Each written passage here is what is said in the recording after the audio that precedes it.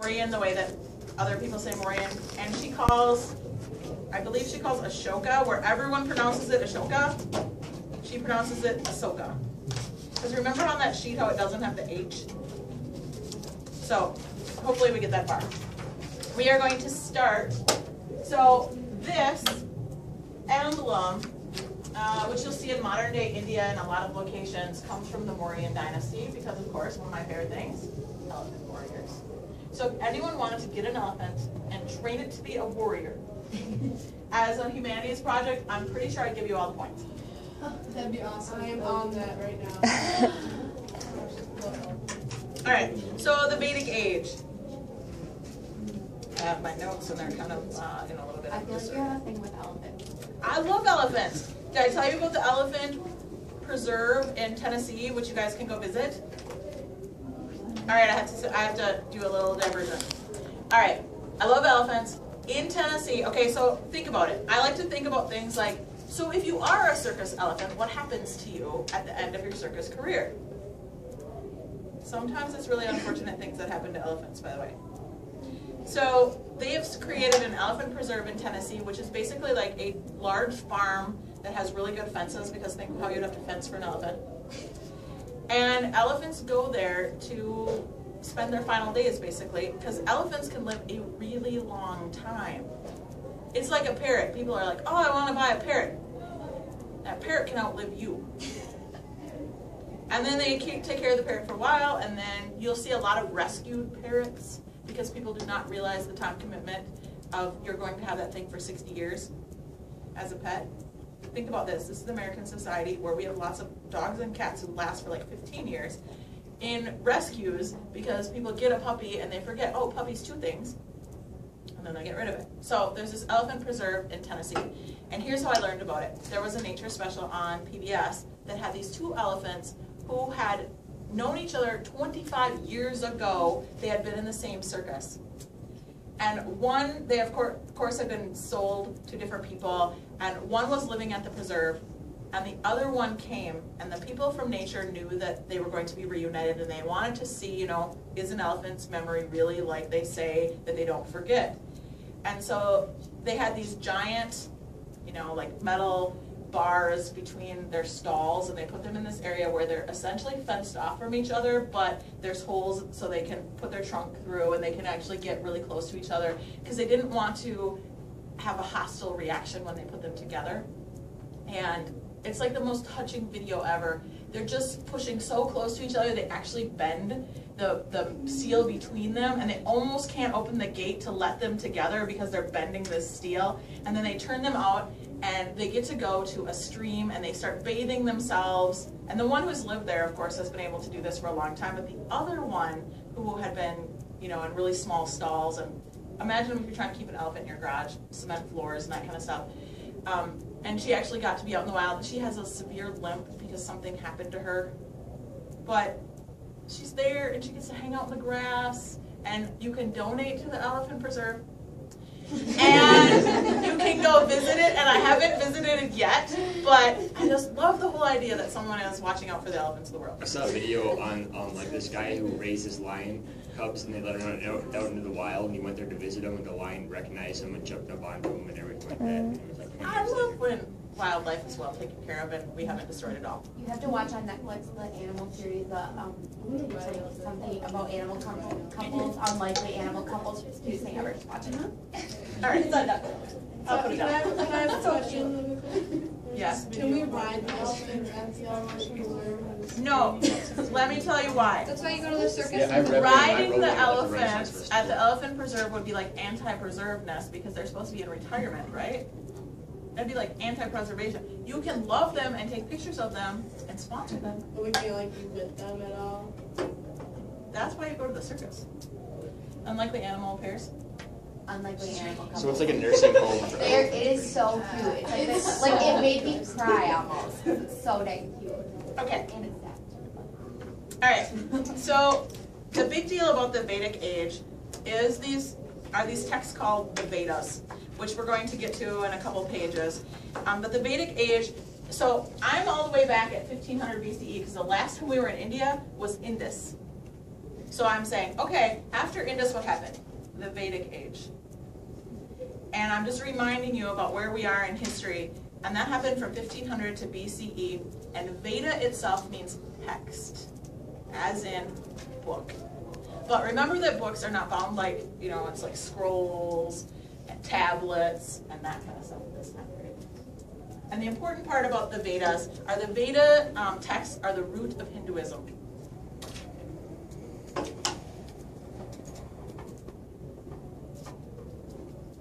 And then I'm going to remind you of these people. Remember before on the Indus slide where I had, it looks like the swastika, and they do call it something else and I can't think of the name of it.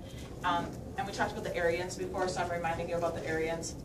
The Aryan people is actually not a name of a race or a people. It's a name of people who came from, let's see where they came from. They came from the Hindu Kush area, so up here. And they migrated into India, and they became called the Aryans. And because their name, A-R-Y-A, means pure, Hitler thought it would be a great idea. It also means noble. Hitler thought it would be a great idea to try to emulate what he thought were the Aryan race, because he thought they were a race of people who were pure and not polluted by, you know, the people he doesn't like, Jews. So he corrupted their name. They're not actually a race of people. It's just a migration that took place from this farther north area into India at 1750 BCE. How did Hitler like get into his mind that it was like, you know, fair skin, blonde hair, blue eyes? And what did Hitler look like? Didn't he have like dark hair? Dark He had brown eyes? hair and brown eyes, didn't he? I know. I teacher after Miss Davidson, and they're doing Holocaust stuff, and I was just correcting it, and it said like, what's the name that Hitler used for these pure? And he said Aryan, but I remember when he said that wasn't real. Yeah, they're not really a race of people, but he thought it meant, oh, this was a pure race of people, so I'm going to use this word. It does mean that.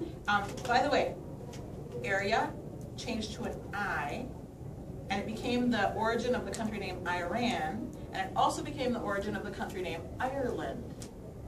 I thought that Hitler hated the Jews because they killed Jesus. Hitler hated the Jews because he hated the Jews. He also hated homosexual people. He also hated mentally challenged people. He would go into areas, and you know how we have nursing homes, and he'd go through nursing homes and places where you'd keep mentally challenged people, and he'd just exterminate them. Stalin did it too. I have a question though. Aren't these people from these areas, like he wanted the blonde hair, blue eyed people, right? Aren't they blonde hair, blue eyed? I was just gonna say. No, they're dark haired, dark skinned, because think about where they live in the world. Okay, so we know about the Aryans through the Vedas. They are the people who write down the Vedas. They are a pre-literate society because they exist before writing, and then when they develop writing, they write down the Vedas. And Vedas, you can give them another name of hymns. Not hymns like singing, but hymns, they're all about the Hindu gods. This is how we know this god has this many arms and this many heads and has this kind of personality. It's from the Vedas, we know that. And part of the Vedas are the Mahabharata and the one you read, the Ramayana. And I have these spellings on a later one, so I don't have to spell it right now. The Aryans, reminder that they had, despite that India was a primitive culture when they came in, they had a couple advantages for populating the area. And one is they had metal-tipped weapons, so they were beyond stone and they had moved to metal. And they had war chariots. And we've talked about this way back in Indus, because remember the fall of Indus happens because the Aryans invade.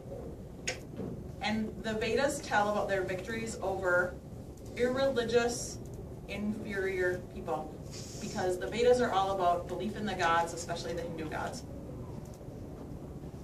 And they're pastoral, they depend on cattle and other animals like sheep and goats. They move around from place to place.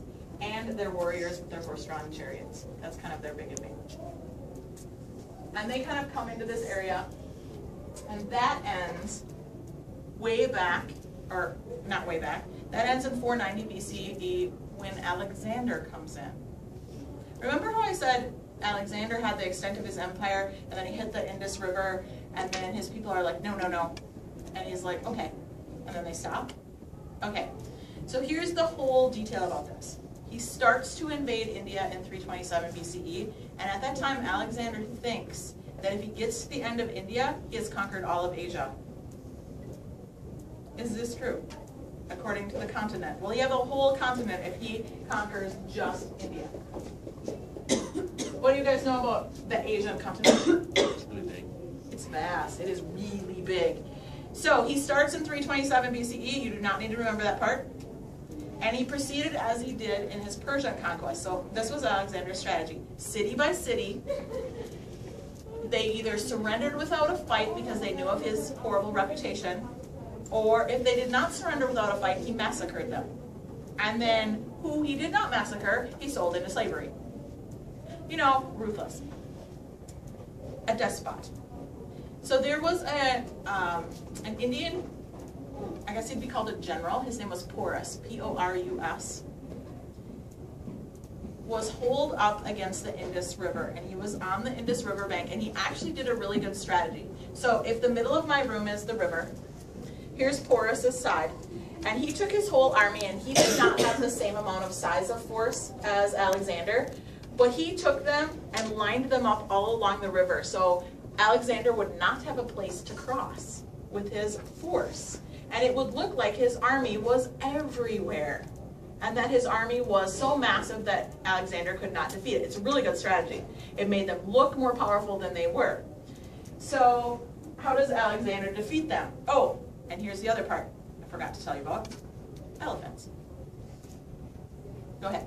So Porus lined up his army on the other side of the river? Yeah. Okay. Yeah, so here's Alexander. You guys are Alexander.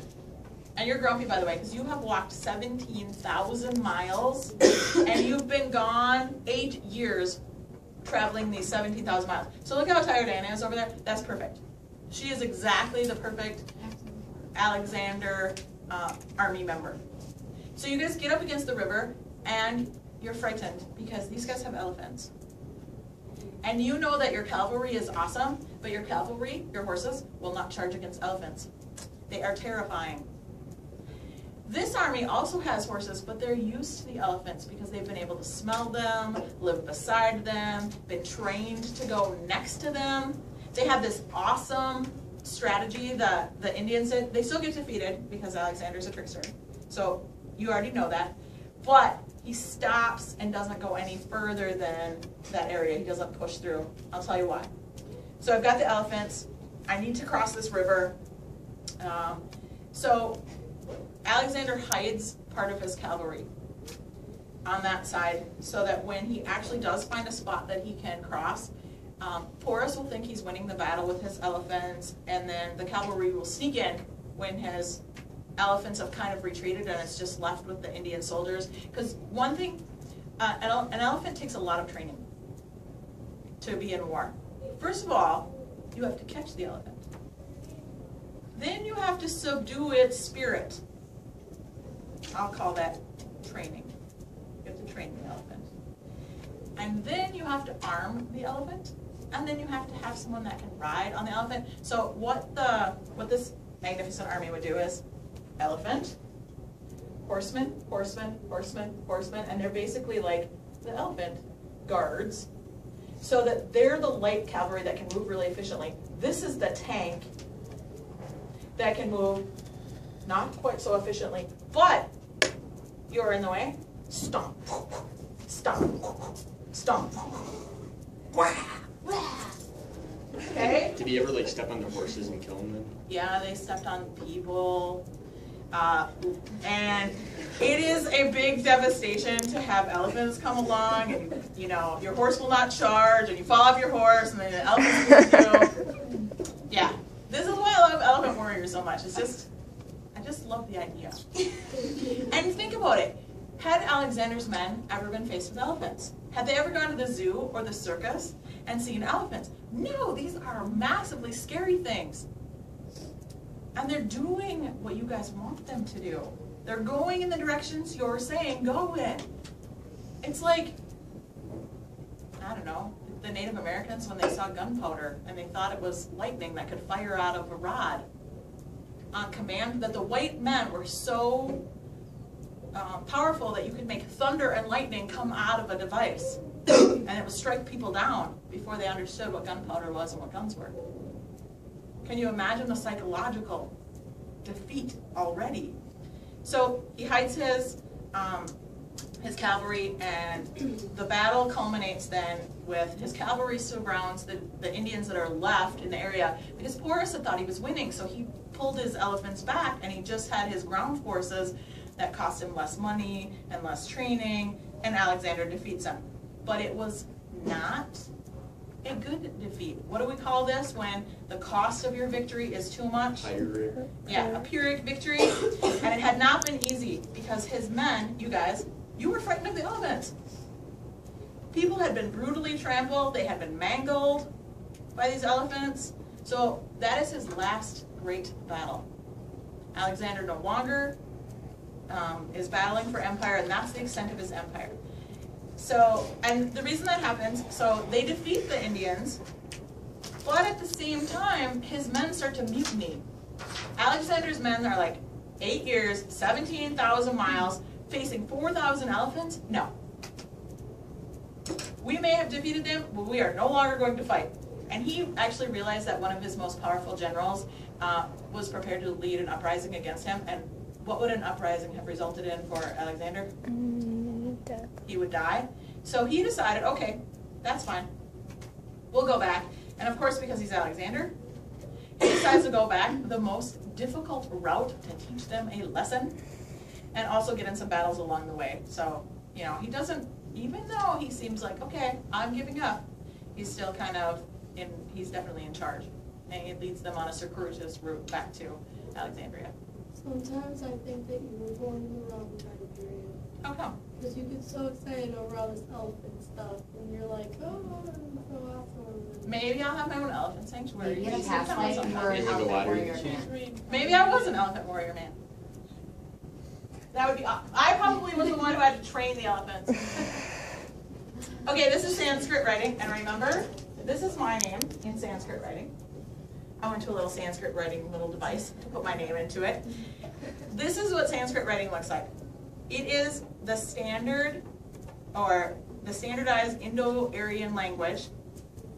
So the Indus people that were there, and the Aryan people that were there, remember how we can't read the Indus River stuff because we haven't found a Rosetta Stone? Their script and Aryan script combines together to make Sanskrit. It is the oldest of the written languages of the modern European languages. It's the direct ancestor to our modern Indian languages. And I have to say languages because when you go to India, you're not going to speak Indian. You're going to speak Hindi and Punjabi and these other different regional languages, and they are all derived from Sanskrit. Sanskrit is the original language of the Vedas. They were all written in Sanskrit. And people can still read Sanskrit and translate Sanskrit language so we can read the ancient texts like the Vedas. And these are all like little sounds. I want you to notice this. This is the most, I think, important part of this slide, and it is the numbers. What does this one look like? 0. A 0. Guess what? The concept of 0. Yeah. And this is really a 1, and yes, I know it doesn't look like our 1 anymore. Here's our 2. Remarkably the same, isn't it? We say that we have Arabic numerals because the Arab people are who we actually took numerals from, but guess who they took it from? The Indian people. 2, and then 3, and 4 doesn't look like this anymore, and 5 looks like a Y, and 6 doesn't really look like this anymore, and this is actually 7, and this is 8, and 9 looks backwards. But this is where we got our numerals that we write, and they have morphed a little bit. Because their 1 looks like a 9.